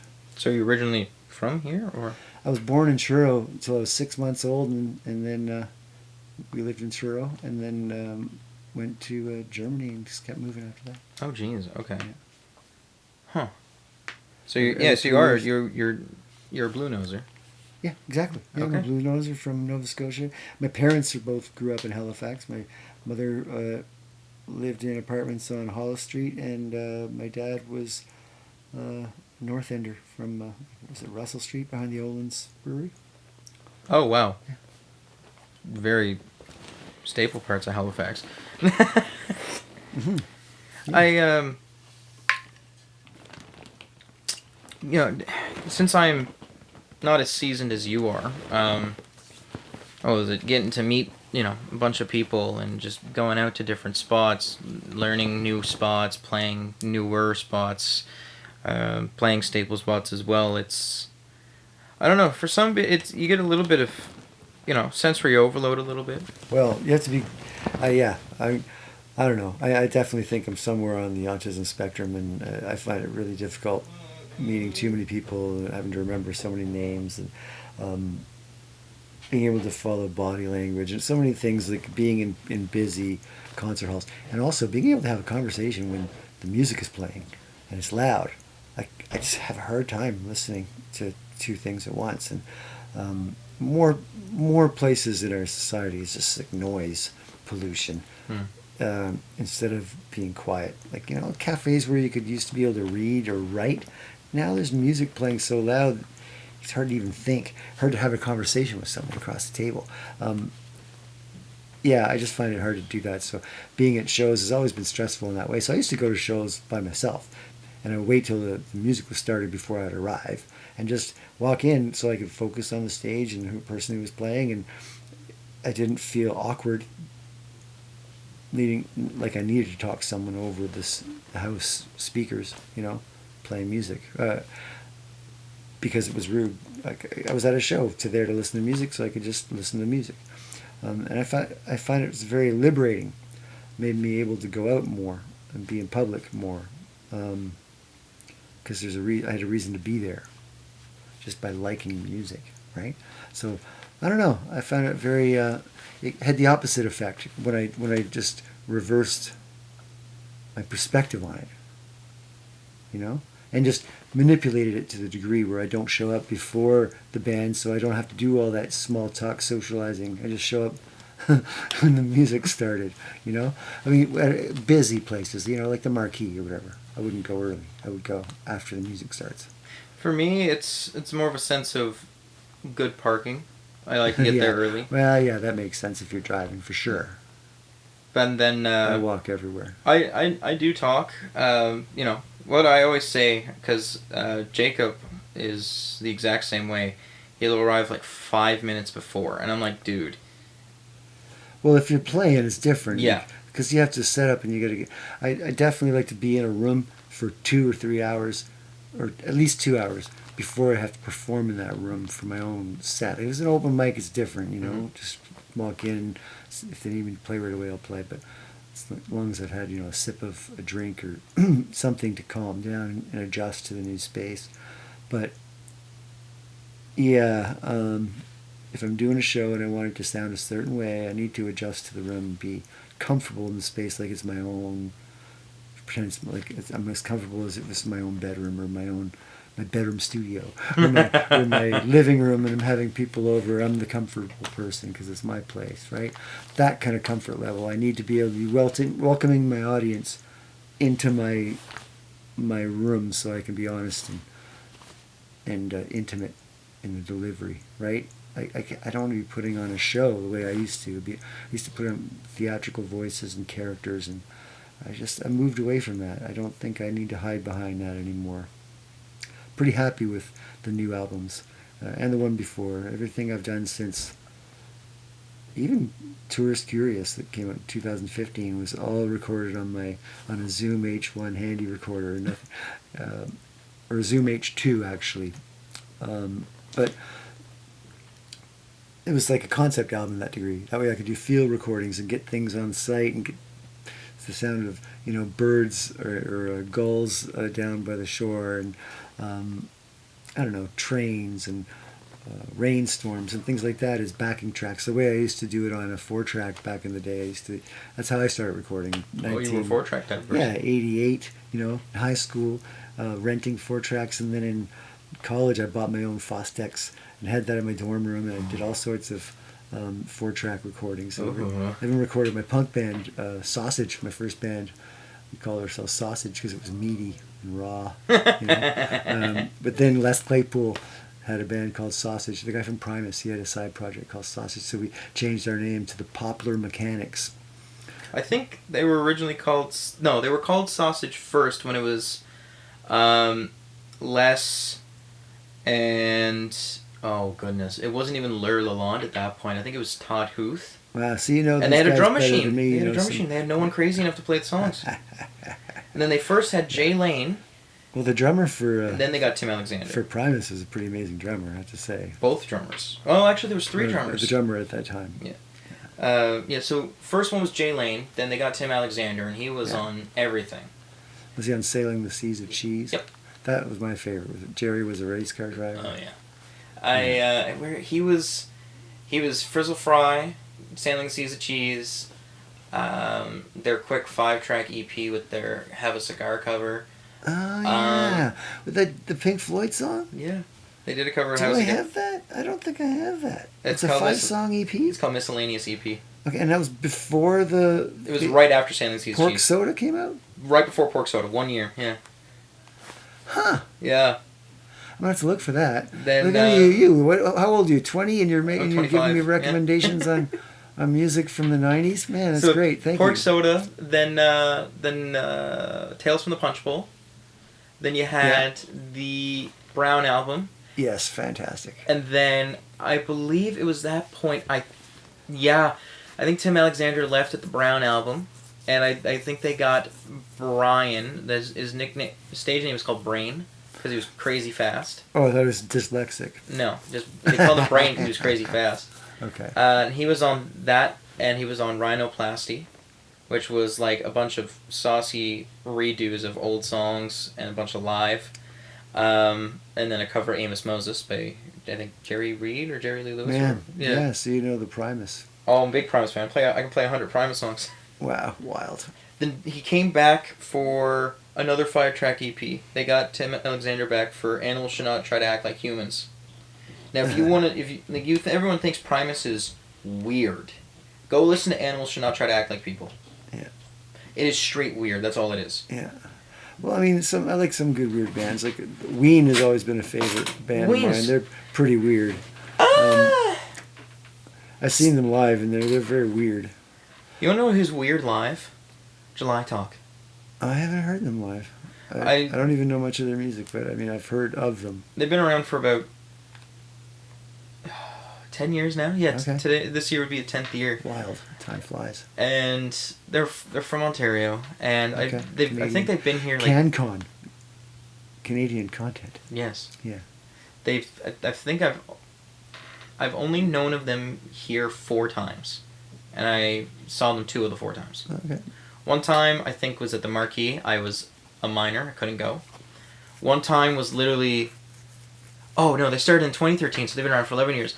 One time was, I think, just a year after the first album came out, and they were playing Albany Landing Canada Day. Awesome. Mom didn't want me to go. You know what? Maybe I was there. Maybe I did see that show. Mom didn't want me to go because she was like, "It's Dartmouth. People are gonna get stabbed." There was 4 stabbings. Oh yikes! So Yeah. did you not go? No, because Mom was like, "It's Dartmouth. You're gonna get stabbed." Okay. Yeah, 4 stabbing. I think 3 died. Wow. Yeah, I think I was at that show. One time was Truro Rock the Hub. That was the first time I saw them live. And the movements he does up on that stage, you'd think he's on something. Some people are biologically weird. Yeah. Some people are chemically weird. Mhm. You know, I used to love the Dead Milkmen when I was in high school and in college. Like they were my favorite rockabilly or punkabilly or psychobilly or whatever you call it. Like in the school of Mojo Nixon. It's that kind of music, or the Violent Femmes, I guess, would be that kind of music too. You know, so like psychobilly or rockabilly music. When you say psycho, do you mean like psychedelic? Like punk. Oh, okay. But Like psycho, like psychotic. Yeah, a Oh, little okay. bit psycho. Because I was thinking like psychedelic. Psychedelic, yeah. Yeah, maybe a little bit, but because they do have songs about like drug-induced silliness, you know, sometimes. But most of them are like just being weird, like and seeing the world through a different lens, and it doesn't necessarily have to do with being on something to do that. Because they've been interviewed. I remember an interview they did. Rodney Anonymous, the singer and guitar player and keyboard player, and Matthew, the guitar player, and also sings his own songs. He's kind of the McCartney to Rodney Anonymous's Lennon. You know, his songs are like, I don't know, kind of like Flower People, fun. Like the song "Punk Rock Girl" or. So kind of like Tiny Tim or early Dave Bowie. There you go. Yeah, both definitely early David Bowie kind of feel. It's kind of playful stuff, but also some sad songs like about like Watching Scotty Die, for example, is about a chemical plant across the street giving off steam that colors our white sheets. It's been happening for years. Now we're crying rainbow tears, and Scotty, you know, the sun dying because of the plant across the street. Just me and God watching Scotty die is the chorus, you know. Oh my God. So depressing, but the way he sings it is so innocent and Tiny Timish. Like, I don't know, it's good satire, you know. And I think Ween does something like that too in some of their songs. Maybe not as environmental as a message as that. But the Dead Milkmen songs about space travel. We did one during the Sci-Fi Folk Show in May. We did a song called "The Secret of Life Is No Secret at All. Secrets hold death and lies only build walls." It's a trip basically to another galaxy in a Mr. Spaceman kind of way. But, you know, the Byrds, Mr. Spaceman from '66. That was like part of the that's the one whole that Dennis folk got up and movement. sang with you. Yeah, Dennis. Yeah. Yes, I had Dennis come up and sing that with me at the show because he sings it at open mics. Yeah. So I thought it'd be fun to do that as a duet. No, that show was the first sci-fi show that I saw you do was you timed it right with HalCon. Oh yeah. We luckily had this gig booked the weekend of Halloween, and I knew HalCon was happening right down the street, so we sent a whole bunch of flyers and you know, stood out at the exit to HalCon at the Nova Center a block away, handing out flyers, put posters all the way down that street so people couldn't miss it, that there was going to be a, you know, wear your costumes, come on out, sci-fi folk show, everything from you lucked out the for Byrds that. and David Bowie up to like the Flaming Lips, you know, Yoshimi Battles the Pink Robots, plus a bunch of original songs. It was really fun, and to do it in a bar, we were able to do some of the more dirty sci-fi songs like Aliens by the Rheostatics, which we didn't do at the All Ages show at the library. It was more inappropriate, and we changed some of the words, got rid of some of the swear words that were in some of the original songs that we did at the bar, and made them more, you know, kid friendly. But I'm really glad. Some razzmatazz, I'm really glad we did that, because it was so much fun playing to a room full of like an all ages crowd, not just a bar crowd. When you're playing fun music, telling stories about aliens and space travel and robots and artificial intelligence. No, it was great. Yeah. My brother loved it. Awesome. Like, he was rocking in his chair like this the whole time, you know. Sweet. He's special needs as well. So as soon as he heard the music, he was like... And he also did that with Willie Stratton, too.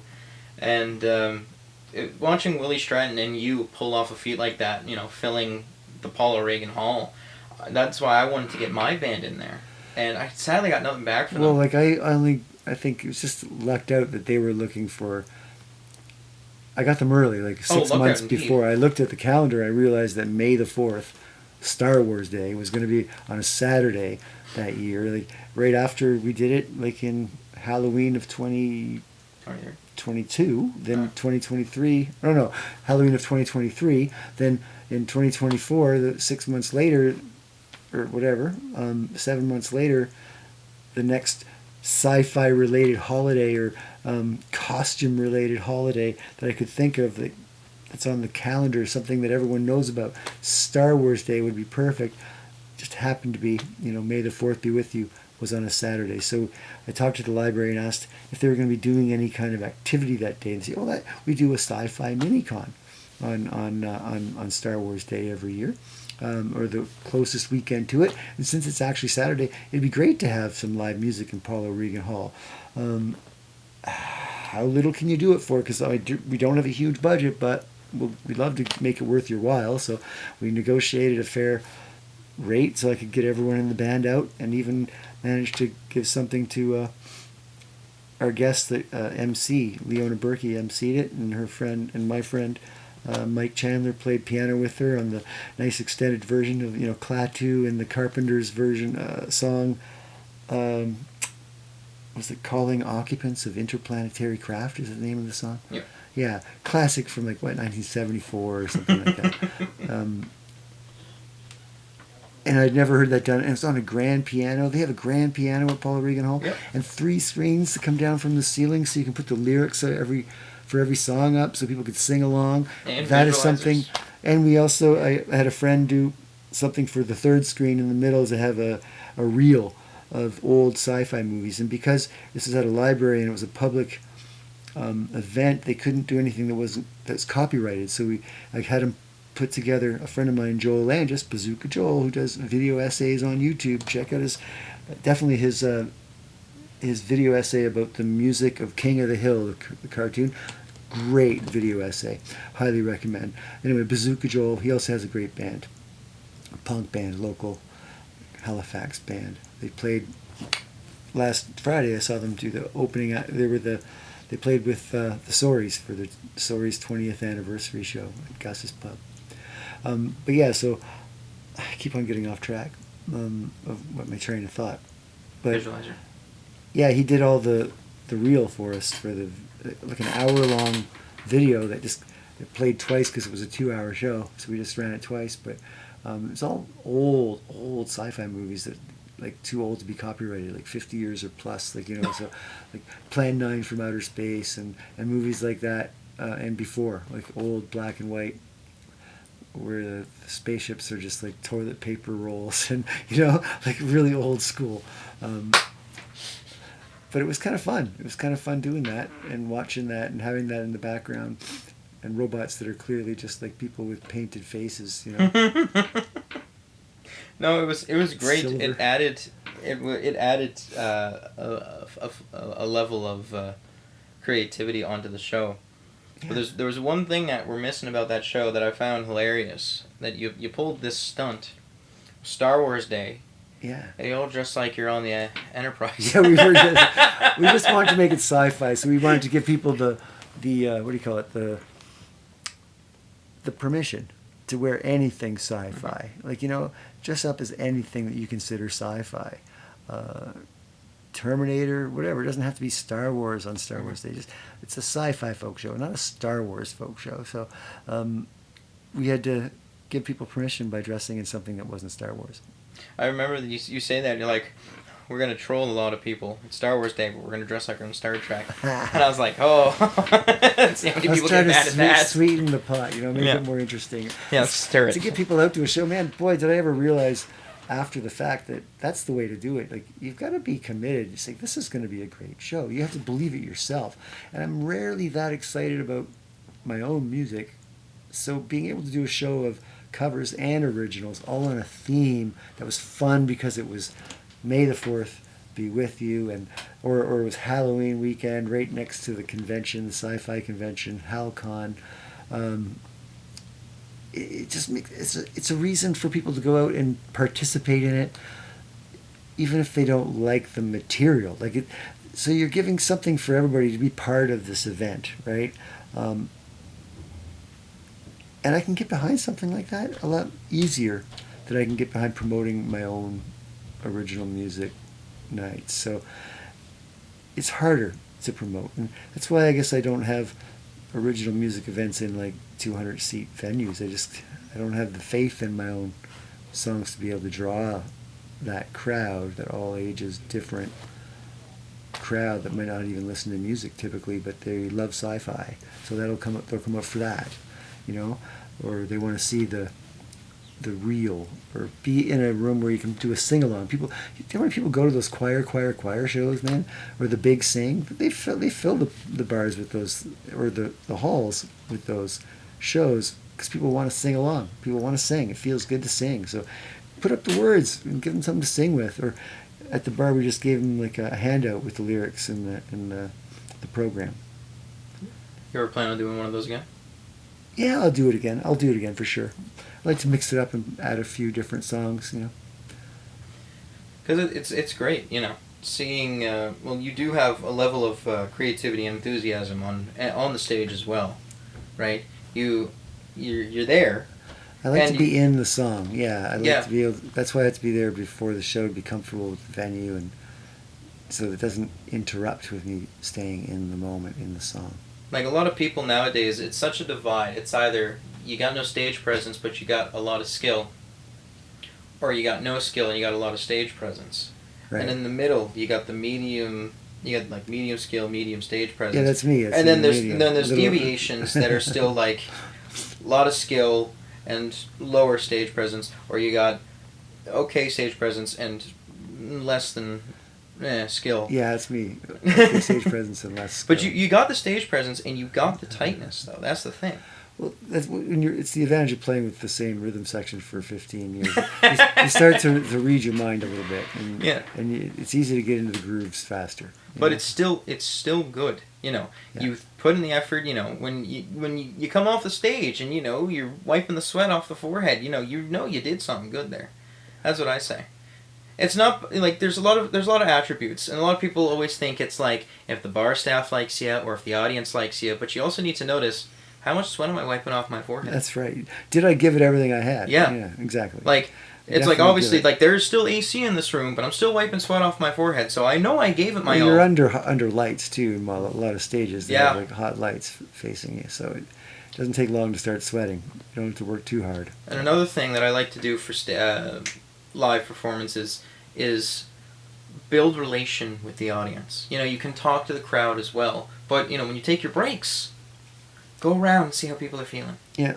That's what I do. Whenever I play somewhere that I know I'm not, like, I'm out of the comfort zone, or it's because it's someplace I don't play a lot, like the Loose Cannon, for example, right? Every time I find soft seat arenas where the lights go down in the hall and on a stage, like at the Al Whittle Theater in Wolfville or something like that, where everyone's looking at you. You're a zoo animal. Like, you can't see them because it's black in the house, right? Oh, yeah. That's different. It's daunting. But I prefer like being in a large hall, like at the Crookshanks in the cathedral, in the chapel there, full of people. It's fine because you can see them. You can see their eyes. You can see how they're responding to things, and you know, oh, I'm going to do more of that. They seem to like that. Same thing as Monty's too, because you got all these lights flashing at you. You can't see the people. The smartest thing to do is have a hat on and then do that. Well, you don't want to do that whenever you got monitors. Oh no! Even when because if like you're singing and this voice and your voice is coming out, and it's hitting your cap, it's going in your mic. Oh yeah. So you get this loop happening, and it sounds horrible. So you really shouldn't wear a baseball cap if you're performing in front of a. Last time I played Monty's, in front of any kind of what do you call it, a monitor facing you from the floor. Last time I played Monty's, I had that cowboy hat on. That never happened. But like Yeah, the looping never happened. But it was always like if I was back You gotta- away from the you gotta mic and Jacob was singing, turn it backwards or something. I would if I was playing, I'd be like, "How are people intrigued here?" I'd be away from the mic and I just go, just to see. People think, "Oh, he's just looking at his fretboard." I'm like, "No, I'm looking at the audience." Garth Brooks sings with a cowboy hat on, but he has in-ear monitors. I can't with in-ears. I'm such. But I know, but that's you can't do that with a monitor coming from below. Singing Only if into you're a away. mic. Only if you're away from the stage. Like if you're away from the microphone, and you're back away doing an instrumental part. Oh yeah, but That's the only way you can do it. singing. Yeah. Oh, singing? No, never. You gotta watch the hats. I never thought of that before until I had some recordings that I really liked the performance, and I blew the recordings because I was wearing a ball cap on top of the mic. Oh heavens. Yeah. And also, speaking of shows, I heard this on Sunday after this album release show. You have another show. Oh, it's a while away. Yeah. Don't talk. Let's not talk about that. Let's not Don't be releasing this recording until after the show on Saturday. Oh yes, you're not putting. Oh yeah, it out I put it out until Mondays. Monday. There we go. So, I guess I can tell people. Yeah, October 26th, I'm doing a one and a half hour matinee show. Like basically the same set I'm doing tomorrow night, with just the trio though. My bass player and my drummer. Theo's not available. It's a Saturday afternoon, a matinee at 5ish, at or 4:45 till 6 at Staggers on Portland Street in Dartmouth. So it's the Dartmouth album release for home record, and we're putting vinyl copies next door to Staggers. There's a little record store called Renegade Records, so we're just going to release it in there, have 5 or 10 copies available at a discount that day, so people can catch the set and then go buy the record next door. It'll be kind of fun, and then I'll leave a few more copies there. Did you say the 26th? It's the 26th of October. It's a Saturday night. Or Saturday. It's like from 5 o'clock to 6. I want to go to that, but I and can't. it's a free show. Like you don't have to pay to get in. So it's going to be fun. But it doesn't have all the special guests that you're going to see Saturday. It's not going to be like this 6-piece or 7-piece band at times. It's going to just be me and 2 other guys. Regardless, playing the I would songs. like to go to that, but I can't. Well, that's too bad. If you can't make it then, we might be doing a trio show the month after on November 23rd at Loose Cannon, another Saturday night, but that'll be late, like 9 till, those shows 10 till 1 or something. Yeah. It's pretty late, 9:30 till 12:30 at least. Oh yeah. Sometimes later. So I'm either going to do that solo or duo or with the trio. So I haven't decided yet how that's going to go down, but definitely going to play a lot of those songs. But when I do shows at the Loose Cannon or anything on Argyle Street, they want covers, so I'll do a mix of an original and a cover, an original and a cover, original and 2 covers, that kind of format. That's what I do as well. That's the thing with being a person that does their own songs. You're like, I want to show you what I can do. Yeah. And then they're like, I'll have merch in case play Wagon Wheel, anyone wants to get it, but I'm not going to play Wagon Wheel. No. If I play covers, it's usually like covers that people know, but they don't hear other people do them very often. That's what I do. "Eye in the Sky" by Alan Parsons Project, or if I was going to do a Neil Young song, I'd do something rarer like "Winter Long" or something. Songs you don't hear other people do as often. Play Out on the Weekend? No, kidding. I love Out on the Weekend. My friend Ronick does that one at his shows sometimes, but when he plays solo. He used to do an open mic. He used to. I hit him with the Waylon Jennings. I've been doing that forever now. Yeah, it sounds pretty good. It sounds like very genuine. Like you I believe the words coming out of your mouth. Oh, when thank you're you. doing Waylon, it fits your look and your delivery. My look.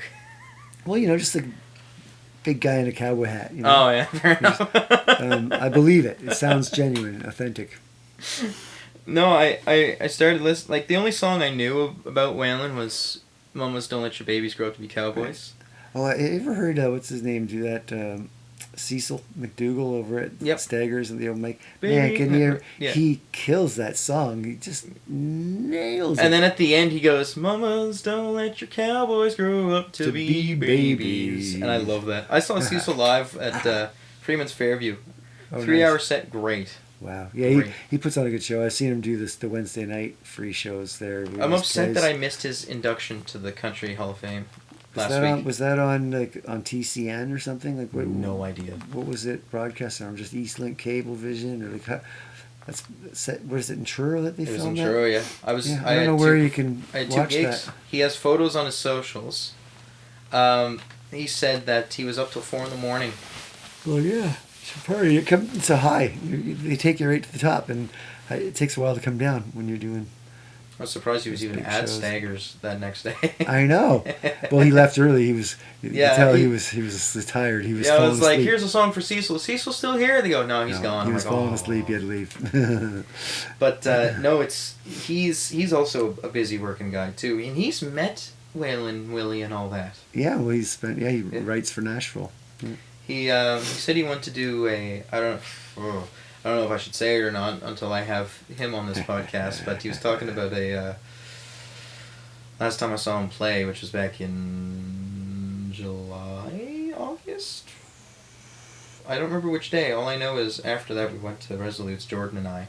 But he was talking about doing a talent show. Ah, cool. Yeah, and that's all the information I'll give about it until he utters about it. Yeah. But he wanted to do a talent show. Cool. And it was a 10-week program. Yeah, 10-week talent show. Wow. Okay, so like contestants. Yeah. Kind of like a Canadian Idol kind of bullshit or Yeah. thing. Yeah. He told me about that after the performance, and Jordan and I were there like, oh my goodness. Oh my goodness. Like, that's a lot of playing. People have tried things like that or done things like that for Eastlink and for bigger, like, Canadian broadcasts and just Atlantic Canadian, CTV, ATV did one. Like, so there's been events like that in the past. I wonder who he's teaming up with. I don't know, but he's got how many connections, God knows. Yeah. That's why I'm curious. Yeah, and when something is made about it, definitely, the sign-up is going to be like that. Yeah. It's going to be, when sign-ups are available, sign-ups are gone. No, he's a very nice guy. And whenever I play Bob Wills is Still the King Now, which is a Waylon tune, I always talk about him because that was the first song we ever sang together. He played it, as soon as I heard the first lyric, I go, oh, he's singing that. And then I ran up and I go, Mark. I point at my mic and I'm just up there singing it with him. And then I was like, hell yeah. Cool. And that's why I always talk about Cecil, and I always do every time I'm at Staggers and Cecil's there, Cecil always comes up to me and he goes, you playing any Waylon tonight? And I go, yeah, I'll play some Waylon tonight. I am now, yeah. Yeah, I am now, yeah. Thanks for the request. I try to do requests when people ask, but yeah, like I said, I get so used to just playing my newer material, and I have to keep like some of the favorites that people have liked in the past. I have to keep them dusted off and ready just in case. Like, I know my friend Ronick asked for a song I hadn't played in 5 or 10 years the other night when I was playing a Wednesday show at Staggers, and I tried it and I kept on getting lost after the first verse, so I had to stop and try something else that was equally old but I had played since, so you gotta, I don't know, something to be said about keeping the ones that people like rehearsed and ready just in case. Some people come out, they make take the trouble to get out very rarely, and they come out from their homes and their comfort zone into a place to see you. You gotta give them at least something that they expected, or wanted to see as a reason for coming out, other than just like connecting and hearing someone's voice. I mean, everybody has a favorite song, so it's good to know who's coming and keep their favorite songs dusted off. Yeah. I got 2 originals that I don't even touch anymore, but I'll bring them out if someone asks for them. Yeah. It's Everything I Need and Every Day. I don't play those anymore at all. But if someone's just like, oh, do one of yours, and I go, yeah, the only songs that I won't do at all is the songs that I'm kind of embarrassed about, like songs that just don't stand up anymore. If it's like, I don't know, maybe I don't think I've ever written anything that's offensive or really inappropriate, but certain songs that just, just don't stand the test of time.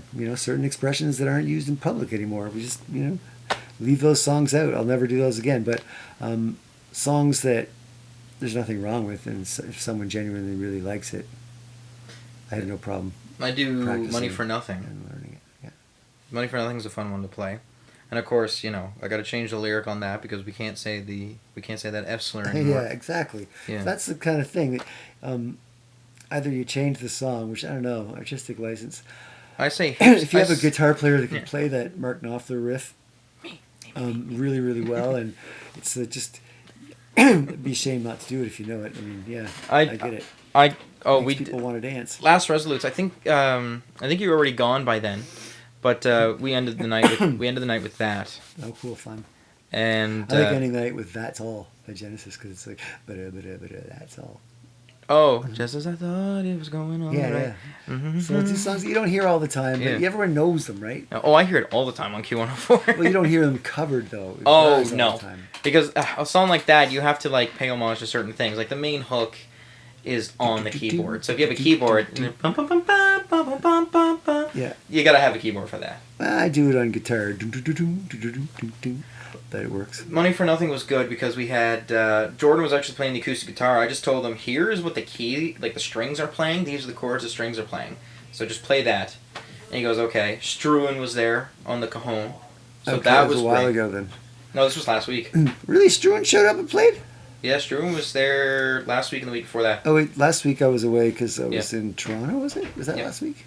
2 weeks No, last ago. week I was at the Gus's show on Friday night, and then 2 weeks ago I was there because I was going away to Toronto the next day. Struan showed up after Struan you left. he was outside. I saw him outside. I just didn't see him go in. But Struan was there 2 weeks ago. Struan was last week. I don't know if Struan's going to be here tonight, but if he is, and if Jordan's there, I'll be like, hey, let's do Money for Nothing again.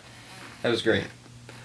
Well, I think I might go down for a little bit tonight. I don't know if we'll see. Speaking of, what time is it? I gotta It must go. be getting. You got to get down. 7:29. So you got to eat on the run or what?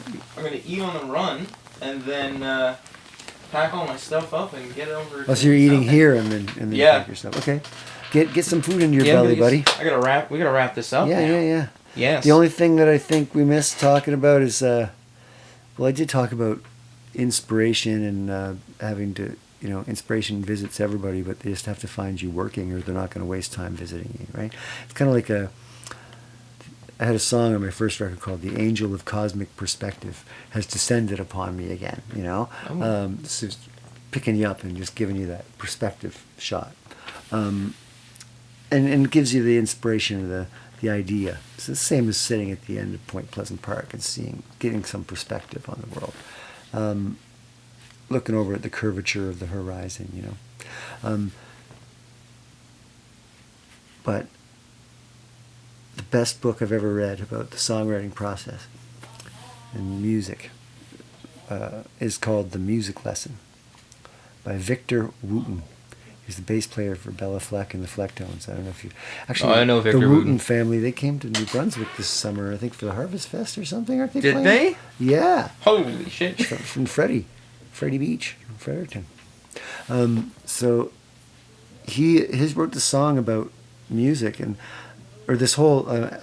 book called The Music Lesson, and every chapter is about a different component of writing or making music.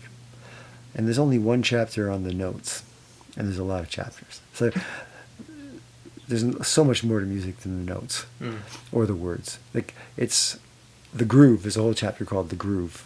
There's a chapter on the moods, the colors of music. There's it's well worth reading because there's definitely bound to be something in there that you haven't thought of music that way. He does put a bit of a spiritual slant on it by saying he was visited by this angel called Michael. Basically, that's visited by inspiration. By the archangel Michael. Well, he's visited by the music angel, Okay. Michael, a kid who has a good rhythm. If the rhythm's only one part, groove is different. All these lessons that he learns from this visiting I'm a big fan. It's basically inspiration. Music herself is what some people refer to it. But I definitely don't. I find songs that I'm trying to write on a subject just end up being way too contrived, and the best ones are the ones that hit me in the night, and I have a pen and paper on my bedside table just so I can write them down if I get woken up. Those kind of things, or when I'm washing dishes, I got to stop and record this because I've been singing this song and it's nobody's song. It's new. I have to write this down or record it. So I find it's just, you never know when you're going to get visited. You got to be ready. She has to find you working. She has to find you ready. There's definitely an uncontrollable cosmic spiritual component to the songwriting process to that degree.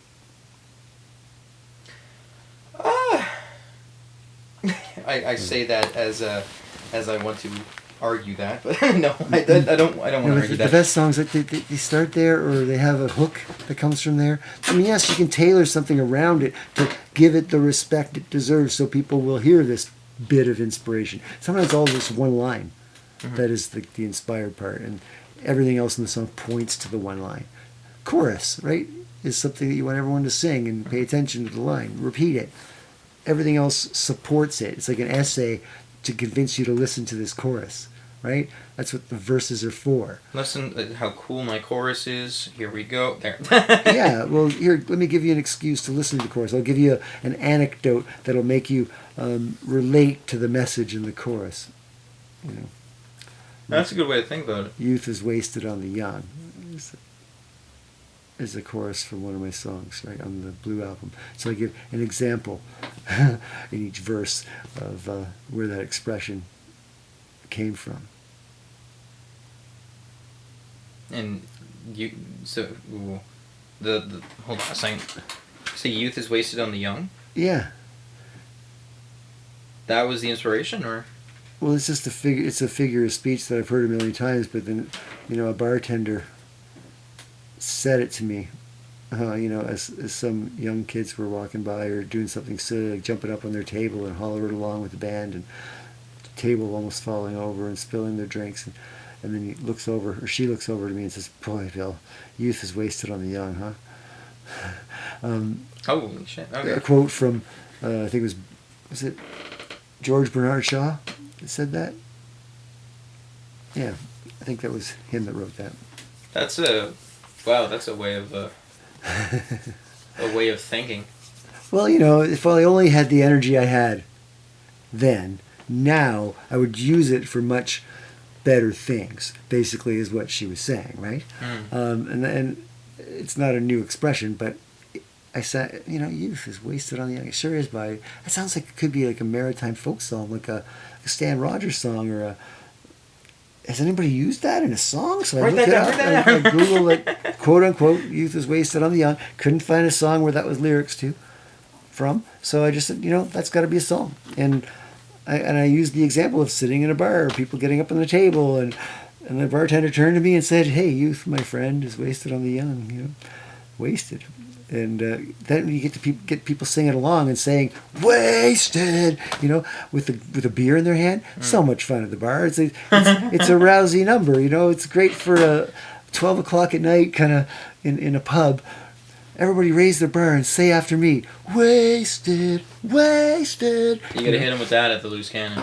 For sure, it's a great one for that environment, right? So when a song like that comes to you, you gotta write that shit down, and you gotta write the story to support it and make sure it comes out so that you can put the person in the same mindset when you heard it. And a lot of people have heard that expression before. So, oh, wow, what a great, wow, no one's written a song with that?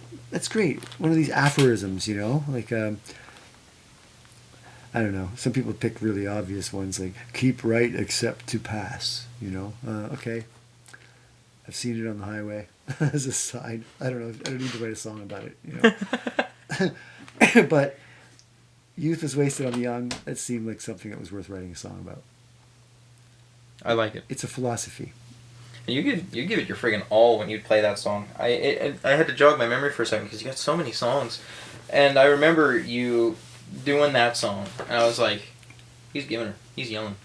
He's growling at us. Yeah, and I try to balance. I have Yeah. songs where I almost whisper, songs that I speak, like songs where I'm just getting more mellow in my delivery, and other songs where I just want to sing and belt it out. You got to have a little variety in your set. Oh, of course. Yeah, nothing that hurts too much, I hope. Hurts the ears. Anyway, it was really great coming over to the basement studio or the basement bedroom studio to talk about music, man. Yeah, Thanks for having me over. Thanks for wanting to do this, man. Yeah. There we go. Now it's time for me to go do some music stuff and go host Resolutes, all that fun stuff. And give me a ride back to town. Yes, sir. I'll put my albums away, make everything look neat and tidy. Pack all my trinkets up. Do you have the Mushkat sticker? Yeah, it's on my mini fridge. Okay, you got that on your Yeah. fridge. Good. All right. Ladies and gentlemen, this is episode 7 of the Bedroom Studios official podcast. I am Michael Butts, joined with Bill Travis. We'll see you next time for another guest.